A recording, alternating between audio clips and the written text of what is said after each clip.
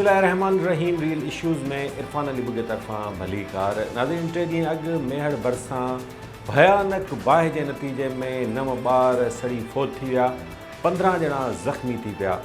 हीउ वाक़ियो कीअं पेश आयो अञा ताईं मालूम नाहे थी सघियो, पर इंतिज़ामिया जो सरकारी कामोरनि जो ख़्यालु आहे त हिन ॻोठ में हादसाती तौरु बाहि लॻी, जंहिंजे नतीजे में हेतिरियूं सारियूं इंसानी जानियूं ज़ाया थी वियूं। मेहड़ जे इलाइक़े फरीदाबाद भरिसां ॻोठु फैज़ मोहम्मद चांडियो में बाहि लॻण खां पोइ चयो वञे थो त 15 कलाकनि ताईं इंतिज़ामिया जो रेस्क्यू जो को अतो पतो न हो।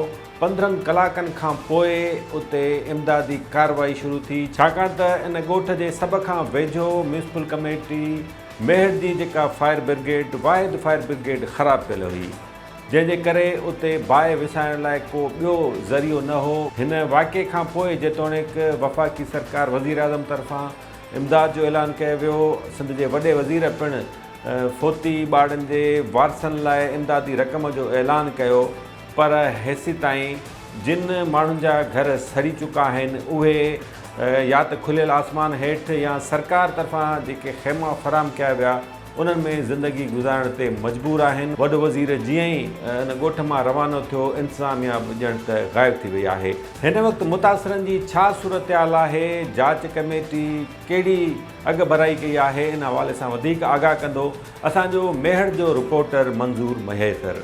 मेहड़ तालुके जी फरीदाबाद यूनियन काउंसिल जो ॻोठु आहे फैज़ मोहम्मद चांडियो, जिते 4 ॾींहं अॻु राति जो 8 वॻे घर जी चुल्ह मां चिण गोथण सबबु बाहि लॻी वई ऐं ॾिसंदे ॾिसंदे बाहि सॼे ॻोठ खे लपेटे वई, जंहिं सबबु 60 खां वधीक घर सड़ी रख थी विया, जॾहिं त ॻोठाणनि जा 9 ॿार सड़ी फोत थिया, 15 खां वधीक ज़ख़्मी थी पिया।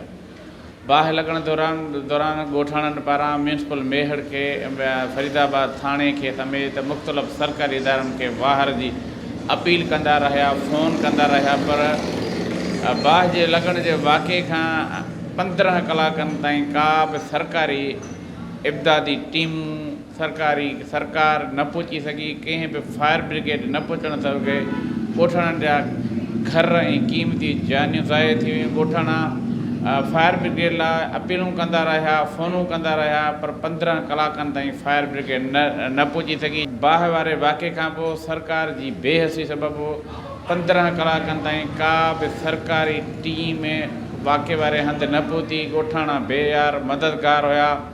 ॻोठाणनि सड़ी वियलनि माण्हुनि जूं हॾियूं गॾु करे तालुका हॉस्पिटल मेहड़ आंदियूं, त 15 कलाकनि खां पोइ असिस्टेंट कमिश्नर मेहड़ ख़ाली जॾहिं ॻोठु फैज़ मोहम्मद दरियाणी पहुतो त उते मौजूदु माण्हुनि सख़्तु मज़ाहिमत कई ऐं हिननि असिस्टेंट कमिश्नर जो घेराव कयो, जॾहिं त 16 कलाकनि खां पोइ DC दादू रेंजर सां गॾिजी वाक़े वारे हंधि पहुतो, जिते हिन ॻोठाणनि खे 100 खीमा ऐं कुझु सामान ॾिनो ऐं हिकिड़ी लाड़काणे खां फायर ब्रिगेड तलब करे ॻोठाणे खे ॾिनी वई। 3 ॾींहं गुज़रण बावजूदि हिन वक़्त ताईं बि बाहि जो मुकमिल ज़ाब्तो अची न सघियो आहे, न ई ॻोठाणनि लाइ को रिलीफ थी सघियो आहे। रहियल कसर बरसाति पूरी की, जेके सरकार पारां हिकिड़ा 100 खनि अधूरा खीमा ॾिना, जंहिंमें कुझु माण्हुनि खे खीमा मिली सघिया, जॾहिं त कुझु माण्हू खुलियल आसमान वेठा। तूफ़ान ऐं बाहि बरसाति सबबु उहे खीमा उॾी विया आहिनि। हींअर ताईं 4 ॾींहं गुज़रण बावजूदि उते को बि सरकारी अमलदार या न पहुता आहिनि। बहाली जो कमु शुरू न थी सघियो आहे। वज़ीर आला सिंध उते गुज़िरियल ॾींहुं पहुची, उते ज़ख़्मी जेको आहे उन लाइ 2 लख रुपया ऐं फोत थियण लाइ 5 लख रुपया जो ऐलान करे वियो आहे, जॾहिं जेके 160 खां वधीक माल मरी वियो उन्हनि लाइ बि उन्हनि खे मुआवज़े जो ऐलान करे बेनज़ीर इनकम हाउसिंग स्कीम तहत घर ठाहिण जो ऐलान कया आहिनि। पर ॻोठाणा सरकारी ऐलाननि ते आसिरा आहिनि। नुक़सान जो काथो आहे उहो बि हिन वक़्त ताईं सरकारी तौरु लॻायो न वियो आहे, न ई को सर्वे शुरू कई वियो आहे। मां तव्हांखे ॿुधाईंदो हलां त फरीदाबाद भरिसां गड़तल बंगलो ऐं उते गैस कंपनियूं कमु कनि थियूं।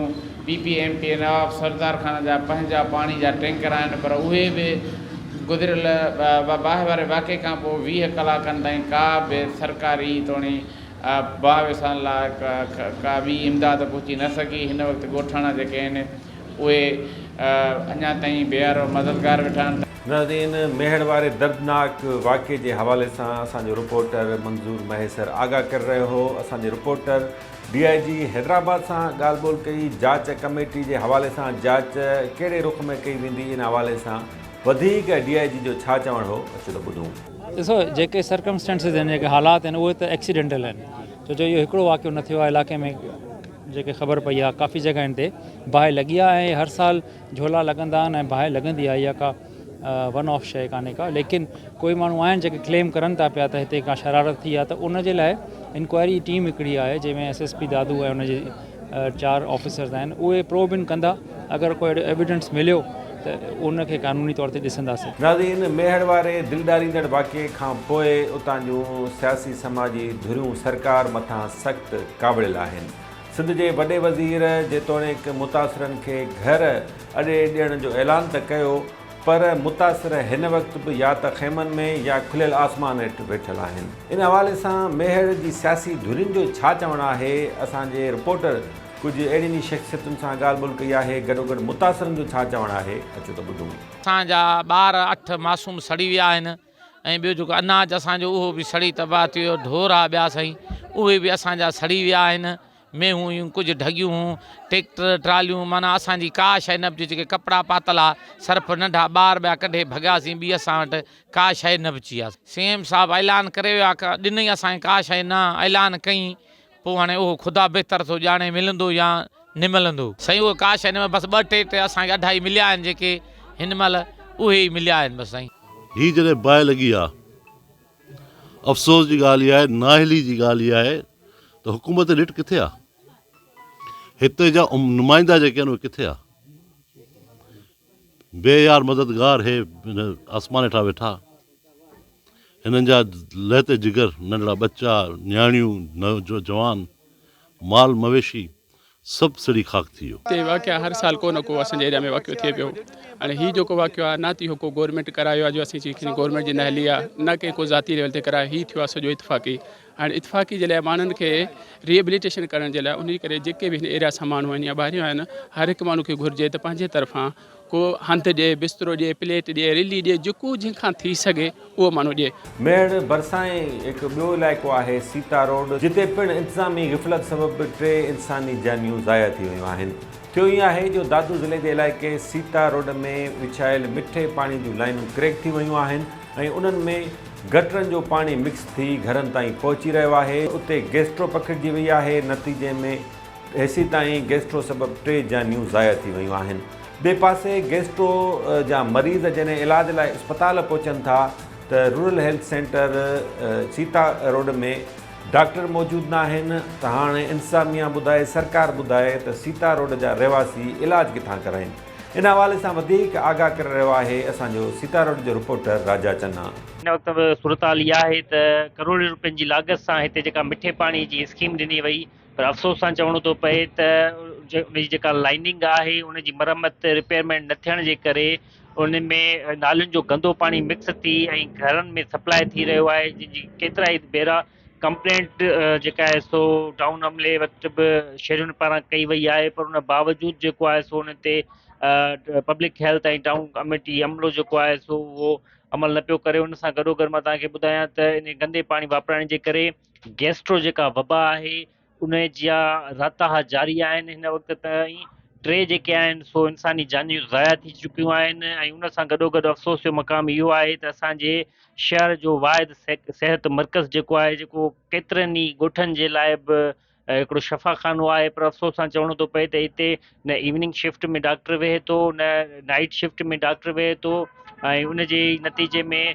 जेको आहे सो अरबा जे ॾींहं ते असां वटि हिकु मासूम गुलनि जहिड़ी ॿारड़ी जेका अनसा 8 महीननि जी हुई, उहा बि गैस्ट्रो वबा जे करे तड़पी फोत थी वई। नाज़रीन, असांजो सीता रोड जो रिपोर्टर राजा चन्ना शहर अंदरि गैस्ट्रो कीअं वबाई सूरत इख़्तियार करे वई आहे इन हवाले सां आगाह करे रहियो हो, छाकाणि त शहर में मिठे पाणी जूं लाइनूं क्रैक थियण सबबु उन्हनि में गटरनि जो पाणी मिक्स थी वियो आहे ऐं ॿिए पासे rural health centre Sita road में डॉक्टर अणलभ थी विया आहिनि।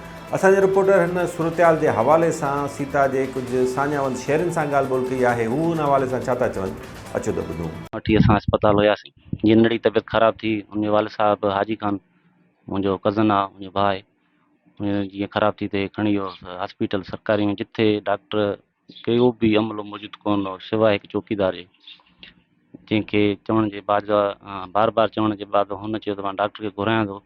जंहिं डॉक्टर साहब सां फ़ोन ते बि ॻाल्हायो, हुन डॉक्टर हिन खे खुद जवाबु ॾेई छॾियो त मां न ईंदुमि। 7 बजे ताईं नंढड़ी तड़पी फोत थी वई, जंहिंखे का बि इलाज न थी सघियो। बि हितां जा मक़ामी आहिनि, उहे पंहिंजो असर रसूख़ हलाए सियासी ज़ोरबार हलाए पंहिंजूं ड्यूटियूं हिते मुक़ररु कराइनि था, पर राति जे वक़्तु ड्यूटियूं नथा कनि। सीता रोड सां इहो गुज़िरियल 20 सालनि खां शहर आहे ऐं वधीक अफ़सोस जी ॻाल्हि इहा बि आहे त हीउ सीता रोड जेको MNA जो पंहिंजो शहर आहे, पर सीता सरकारी अस्पताल जी तव्हां हालत ॾिसंदो त इंतिहाई रहम जोगी आहे। हाणे तव्हां पाणी हलायो, कमल अहिड़ो गंदो पाणी थो अचे जो उन सां थांव धोअण बि माना मुनासिब नथा लॻनि। त उहो जेको इंसानु वापराए थो, त हीअ जेकी गैस्ट्रो जी बीमारी आई आहे, इहो वॾे में वॾो इहो सबबु आहे, जंहिंजे करे असीं चुप वेठा आहियूं।